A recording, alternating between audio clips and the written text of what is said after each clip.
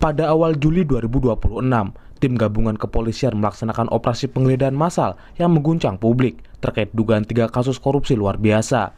Huru-hara semakin memanas ketika lokasi penggeledahan dilakukan di tempat yang terkait dengan pejabat tinggi Kejaksaan Agung, Febri Adriansah. Polisi menemukan ratusan miliar uang tunai, berbagai dokumen penting, dan puluhan kilogram emas batangan dalam berangkas tersembunyi. Febri Adriansah adalah figur sentral di Kejaksaan Agung yang menangani kasus korupsi besar, termasuk kasus korupsi program MBG yang menyeret nama purnawirawan dan jenderal aktif polisi. 2 insiden yang berdekatan ini memicu sorotan terkait adanya saling jegal antar lembaga penegak hukum.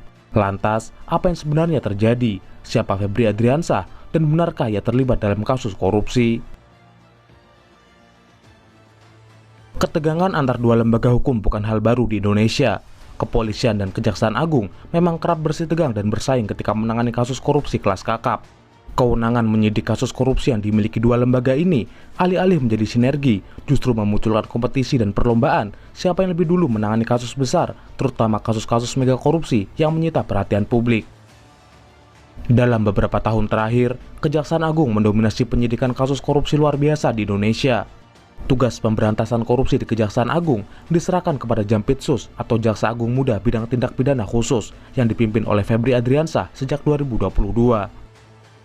Febri dikenal sebagai jaksa super yang memimpin penyidikan kasus korupsi dengan kerugian negara fantastis. Ia kerap tampil di hadapan publik saat konferensi pers sambil menunjukkan aset sitaan miliaran bahkan triliunan rupiah yang membuat Kejaksaan Agung tampak lebih agresif dan garang soal penindakan kasus-kasus rasuah dibanding lembaga penegak hukum lainnya. Selama karirnya di Kejaksaan Agung, Febri setidaknya telah menangani 12 kasus korupsi besar yang berdampak terhadap perekonomian negara, lingkungan hidup, dan masyarakat luas. Pertama, kasus korupsi tata kelola niaga timah di PT Timah yang merugikan negara mencapai 300 triliun pada 2024. Kedua, kasus korupsi tata kelola minyak mentah di PT Pertamina yang merugikan negara mencapai 285 triliun pada 2025. Yang menjerat anak konglomerat Riza Khalid, Keri Adrianto Riza, yang telah divonis 15 tahun penjara.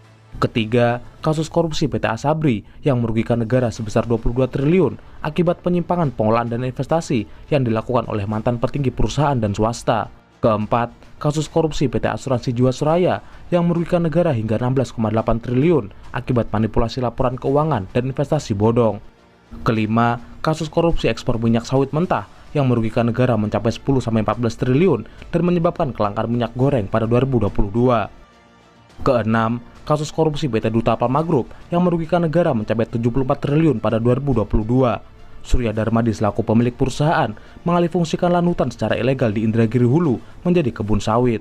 Ketujuh, kasus korupsi pengadaan menara BTS Kominfo yang merugikan negara sebesar 8 triliun pada 2023. Skandal ini menyeret mantan Menkominfo, Juni G. Plate, yang divonis 15 tahun penjara.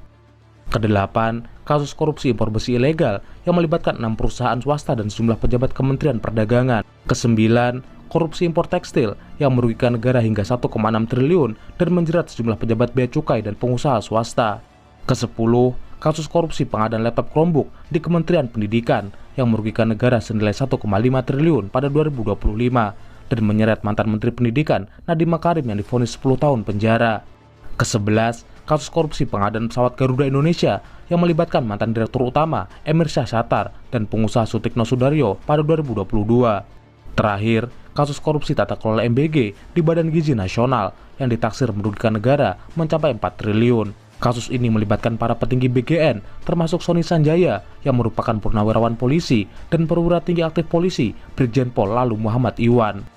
Penangkapan jenderal polisi oleh Kejaksaan Agung ini kemudian dianggap banyak pihak sebagai salah satu pemicu terjadinya penggeledahan besar-besaran yang dilakukan oleh polisi di tempat-tempat yang berkaitan dengan jaksa Febri. Publik berspekulasi bahwa operasi itu adalah serangan balik dari polisi untuk kejaksaan yang telah lebih dulu menangkap para petinggi mereka. Kehadiran prajurit TNI saat kegiatan penggeledahan berlangsung semakin melebarkan narasi perang senyap antar aparat penegak hukum.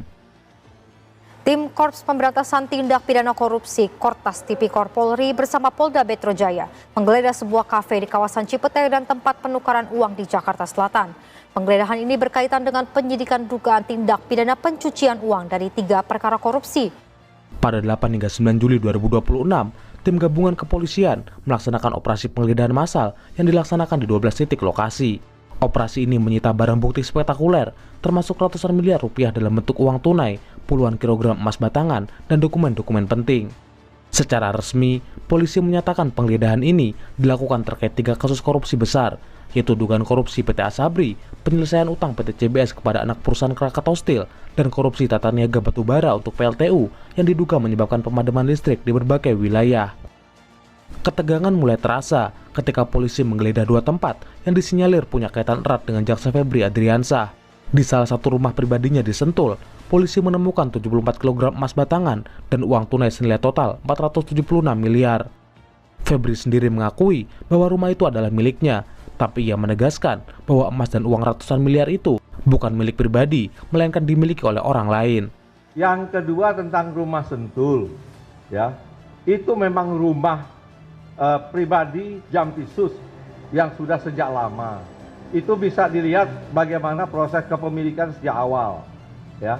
Dan mengenai uang tadi kan sudah saya jelaskan yang ditemukan, bahwa itu ada pemilik, ya, bahwa itu ada kegiatan, ada orang-orang juga terima kegiatan, itu bisa juga ditanya, kemudian juga ada beberapa kegiatan bangunan yang bisa dicek.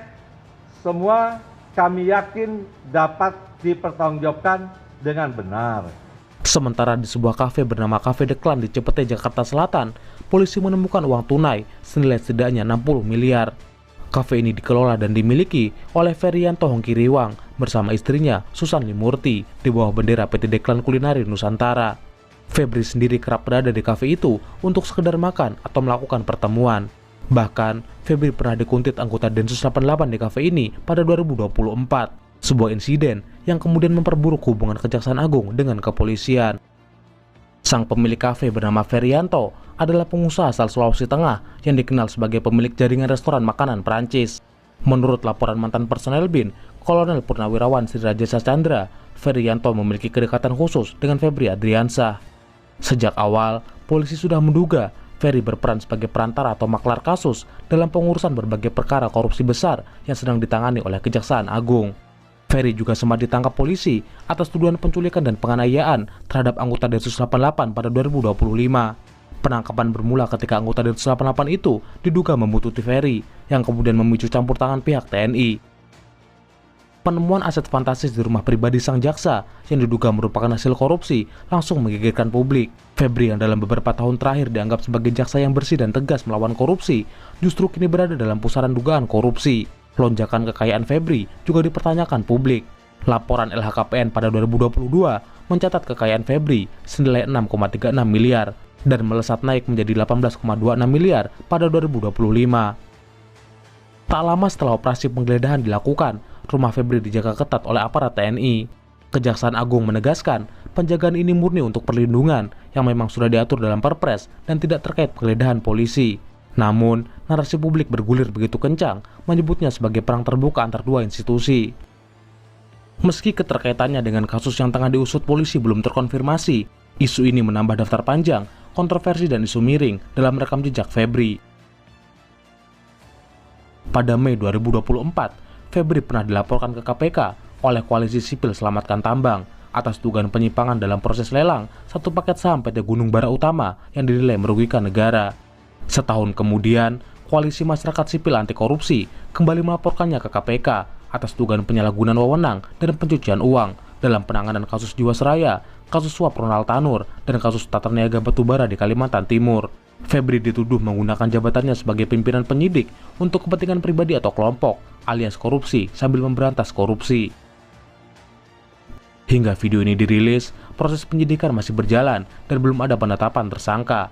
Sementara itu, narasi publik sudah terbelah antara yang melihat ini sebagai murni pemberantasan korupsi versus yang curiga ada permainan kekuasaan antar elit penegak hukum. Lantas, apakah Febri hanya korban rivalitas antar lembaga atau ia memang terlibat dalam kasus korupsi? Hanya waktu dan proses hukum yang transparan yang bisa memberikan kejelasan.